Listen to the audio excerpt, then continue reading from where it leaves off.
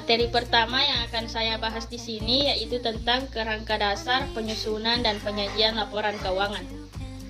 Adapun perkembangan kerangka dasar penyusunan dan penyajian laporan keuangan syariah, yaitu kerangka dasar penyusunan dan penyajian laporan keuangan syariah atau LDPPLK syariah merupakan pengaturan akuntansi yang memberikan konsep yang mendasari penyusunan dan penyajian laporan keuangan atas transaksi syariah. KDPPLK ini pertama kali disahkan oleh Dewan Standar Akuntansi Keuangan atau Ikatan Akuntansi Indonesia DSAK IAI pada tanggal 27 Juli 2007 dan masih berlaku hingga saat ini. Adapun tujuan kerangka dasar ini yaitu yang pertama, penyusunan standar akuntansi keuangan syariah dalam pelaksanaan tugasnya. Yang kedua, penyusunan laporan keuangan untuk menanggulangi masalah akuntansi syariah yang belum diatur dalam standar akuntansi keuangan syariah. Yang ketiga yaitu auditor, dalam memberikan pendapat mengenai apakah laporan keuangan disusun sesuai dengan prinsip akuntansi syariah yang berlaku umumnya.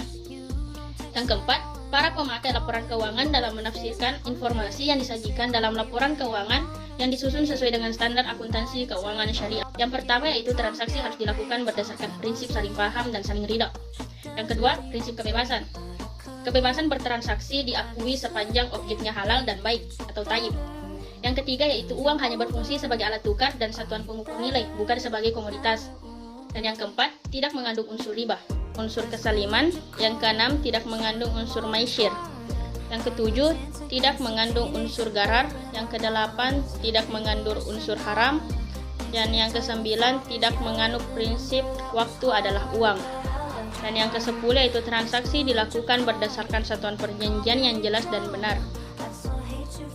Selanjutnya yaitu pemakai laporan keuangan syariah meliputi investor, yang kedua pemilik dana kar, yang ketiga pemilik dana syirkah, yang keempat pemilik dana titipan, yang kelima pembayar dan penerima zakat, infak, sedekah dan wakaf, yang keenam pengawas syariah, yang ketujuh karyawan, yang kedelapan pemasok dan mitra usaha lainnya, yang kesembilan pelanggan, yang kesepuluh pemerintah dan yang kesebelas masyarakat.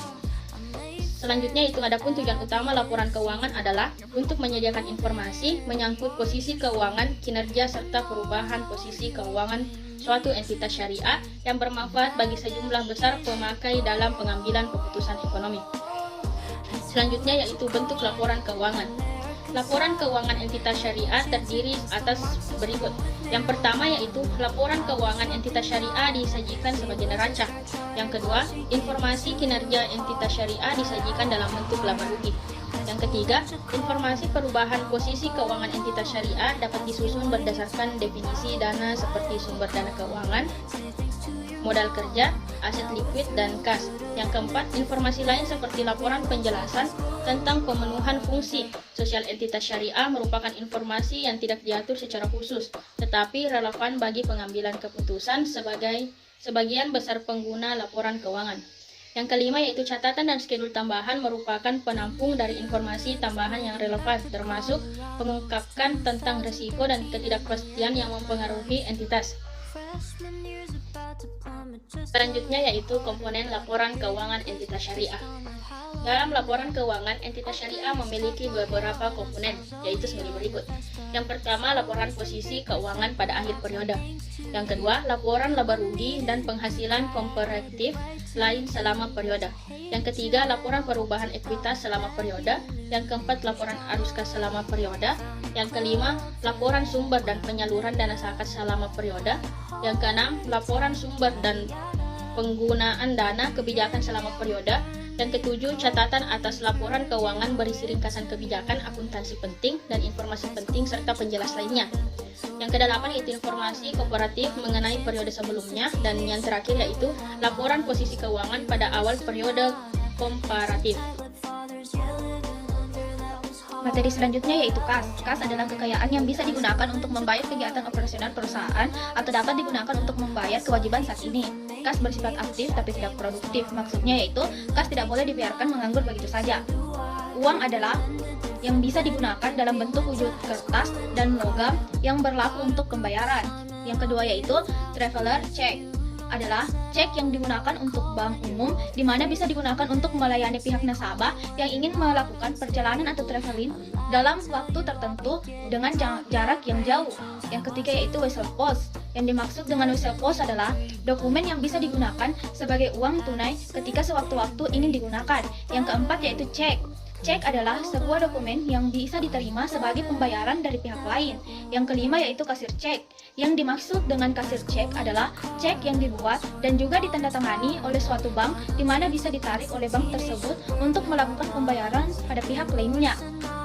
Selanjutnya yaitu karakteristik kas untuk membedakan cash dengan aset lainnya. Yang pertama yaitu aset perusahaan yang paling liquid, yang kedua yaitu standar pertukaran yang paling umum, yang ketiga yaitu dapat menjadi basis perhitungan dan pengukuran. Kas adalah metode akuntansi yang dapat digunakan untuk melacak pendapatan dan pengeluaran perusahaan, organisasi maupun industri bisnis lainnya. Akuntansi terhadap kas yaitu untuk menampung transaksi yang menyangkut kas dalam perusahaan, yaitu yang pertama kas atau bank digunakan untuk menampung transaksi penerimaan dan pengeluaran kas melalui kasir di dalam perusahaan, termasuk penerimaan dari dan pengeluaran setoran tunai ke bank. Yang kedua yaitu kas kecil. Kas kecil merupakan sejumlah dana yang dibentuk khusus untuk pengeluaran yang bersifat rutin dan relatif kecil jumlahnya. Kas kecil yang jumlahnya dibatasi itu secara periodik atau setiap uang kas kecil hampir habis diisi kembali. Yang ketiga yaitu selisih kas. Digunakan untuk menampung perbedaan jumlah fisik kas berdasarkan cash of name dengan jumlah cash menurut catatan pembukuannya. Hal ini bersifat sementara saja sebelumnya sebab terjadi selisih ditemukan. Kelebihan kas yaitu memberikan pandangan jangka panjang yang lebih baik tentang perusahaan, juga dapat menguntungkan bagi perusahaan baru. Sedangkan kekurangan kas yaitu tidak ada piutang usaha atau utang usaha dalam usaha tersebut. Fungsi pengeluaran kas yang pertama yaitu mendanai aktivitas operasional perusahaan, yang kedua yaitu mendanai aktivitas investasi, yang ketiga yaitu pembayaran utang pada kreditur atau supplier, yang keempat yaitu pembayaran dividen bagi pemegang perusahaan. Selanjutnya akuntansi untuk piutang. Piutang adalah hak perusahaan atau individu atas sejumlah uang dari transaksi penjualan. Dalam memperoleh haknya, perusahaan atau individu sebagai kreditur atau pemberi hutang memberikan tanggal jatuh tempo kepada debitur pihak yang berhutang untuk melunasi hutangnya. Adapun penyebab timbulnya piutang yaitu pada umumnya piutang timbul akibat dari transaksi penjualan barang dan jasa perusahaan di mana pembayaran oleh pihak yang bersangkutan akan dilakukan setelah tanggal transaksi jual beli. Adapun karakteristik atau ciri-ciri piutang yaitu yang pertama adanya nilai jatuh tempo. Seorang pembeli yang melakukan transaksi dengan cara kredit bukan hanya membayar sejumlah nilai barang yang telah dibeli, tetapi juga bunganya karena dia meminta waktu untuk membayar barang tersebut dengan tempo. Yang kedua yaitu adanya tanggal jatuh tempo. Tanggal jatuh tempo dapat diketahui dari lamanya atau umur piutang. Umumnya penjual menggunakan dua jenis pengukuran umur, yaitu bulan dan hari. Yang ketiga, adanya bunga yang berlaku. Piutang dapat terjadi karena pembeli memutuskan melakukan transaksi secara kredit. Adapun jenis-jenis piutang, yaitu yang pertama, piutang usaha. Piutang usaha atau account adalah suatu jumlah pembeli kredit dari pelanggan yang muncul sebagai akibat dari penjualan barang atau jasa. Yang kedua yaitu wesel tagih. Wesel tagih adalah surat formal yang diterbitkan sebagai bentuk pengukuran utang. Yang ketiga, piutang lainnya. Pun klasifikasi piutang, yaitu yang pertama piutang dagang, yang termasuk piutang dagang yaitu piutang usaha dan wesel tagih. Piutang usaha merupakan piutang dagang. Klasifikasi piutang, yang pertama yaitu piutang dagang, yang termasuk piutang dagang yaitu piutang usaha dan wesel tagih. Piutang usaha merupakan piutang dagang yang tidak dijamin dengan rekening terbuka. Yang kedua, piutang non-dagang. Selanjutnya yaitu materi akuntansi untuk perjanjian. Perjanjian menurut PSAK nomor 14 tahun 2015 adalah aset yang memiliki untuk dijual dalam kegiatan usaha normal dalam proses produksi atau dijual atau dalam bentuk bahan baku atau perlengkapan yang digunakan dalam proses produksi atau pembiayaan jasa. Adapun tujuan pengelolaan persediaan adalah sebagai berikut: 1. Menghilangkan resiko keterlambatan barang tiba. 2. Itu mendapat memenuhi kebutuhan atau permintaan. 3. Menjaga keberlangsungan produksi atau menjaga agar perusahaan tidak mengalami kehabisan persediaan yang mengakibatkan terhentinya proses produksi. 4. Yaitu memberikan pelayanan yang sebaik mungkin kepada konsumen dengan tersedianya barang yang diperlukan. Jenis persediaan. Persediaan bahan mentah. Persediaan bahan mentah ialah suatu persediaan bahan yang masih belum memuat elemen-elemen biaya di dalam bahan tersebut. 2. Yaitu persediaan komponen-komponen rakitan. Persediaan komponen-komponen rakitan ini sangat mudah dijumpai di industri elektronik dan otomotif. 3. Yaitu persediaan bahan pembantu atau persediaan bahan penolong. Persediaan bahan penolong merupakan sebuah konsulator dari produksi bahan tersebut. 4. Yaitu persediaan dalam proses persediaan. Dalam proses atau biasanya disebut persediaan setengah jadi, yakni salah satu persediaan yang merupakan keluaran dari tiap-tiap proses namun masih belum sempurna dan masih harus dilakukan pengolahan lagi. 5. Yaitu persediaan barang jadi. Persediaan barang jadi ialah sebuah barang yang sudah tidak memerlukan pengolahan lagi. Selanjutnya yaitu sistem pencatatan periodik. Sistem pencatatan periodik lebih mudah bagi perusahaan yang memiliki sistem yang belum terpadu.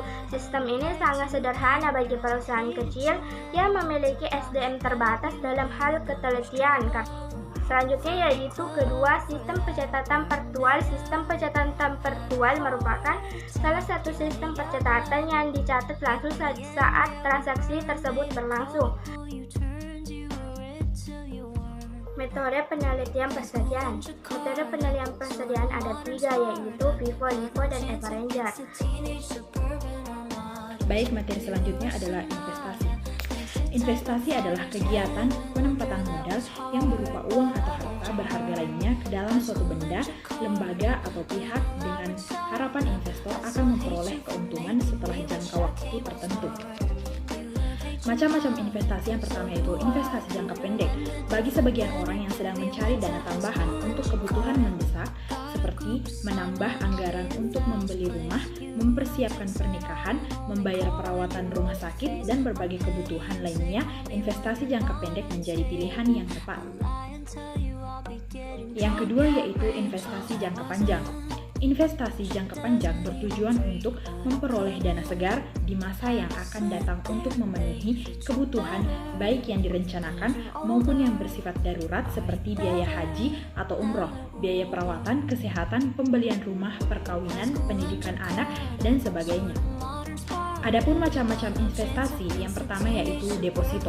Deposito atau investasi berjangka waktu merupakan salah satu jenis investasi yang banyak diminati karena caranya yang sangat mudah dan tidak berbelit-belit.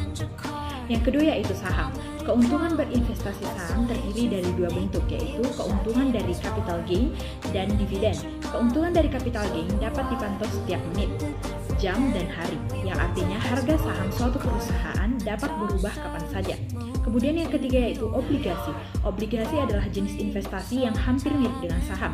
Bedanya, keuntungan yang Anda dapatkan lebih dinamis dan jumlah uang yang Anda dapatkan cenderung lebih pasti. Yang keempat yaitu reksadana. Reksadana adalah investasi di mana dana yang dikumpulkan dari beberapa investor akan digabungkan menjadi satu dan kemudian diinvestasikan di berbagai pasar modal.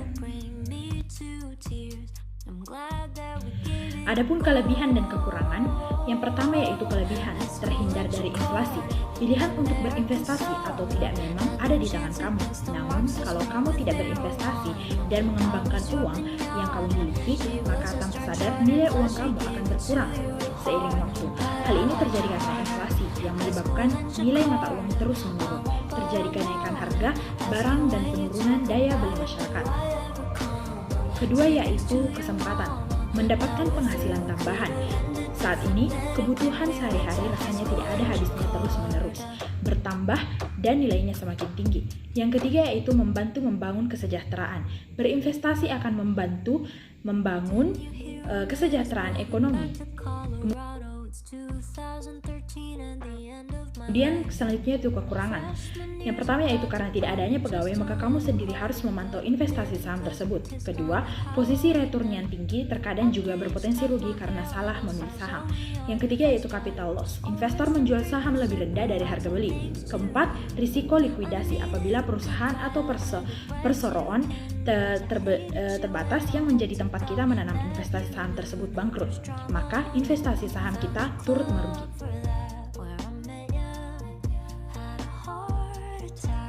Baik, materi selanjutnya yaitu akuntansi untuk liabilitas. Yang pertama yaitu pengertian liabilitas. Liabilitas merupakan kewajiban yang harus dibayarkan oleh perusahaan dengan cara mengeluarkan sejumlah dana atau sumber daya ekonomi kepada pihak yang bersangkutan. Pihak tersebut bisa saja berbentuk perorangan, perusahaan lainnya, bank koperasi maupun lembaga keuangan lainnya. Adapun jenis-jenis liabilitas, yang pertama yaitu long term liability atau liabilitas jangka panjang. Jenis liabilitas yang pertama adalah liabilitas yang bersifat jangka panjang, itu artinya jangka waktu yang ditentukan untuk pembayaran kewajiban tersebut diperkirakan akan berlangsung sampai dari 1 tahun. Kemudian yaitu short term liability, liabilitas jangka pendek. Jenis liabilitas yang kedua adalah liabilitas yang bersifat jangka pendek. Liabilitas jenis ini kerap kali disebut dengan istilah liabilitas lancar. Contoh liabilitas jangka pendek adalah kewajiban pajak penjualan, yang kedua yaitu kewajiban pajak penghasilan, dan yang ketiga hutang hipotek dan pinjaman dana. Adapun cara menganalisa liabilitas usaha, yang pertama yaitu dengan melalui rasio hutang terhadap aset yang dimiliki suatu perusahaan, yang kedua menggunakan rasio hutang terhadap ekuitas.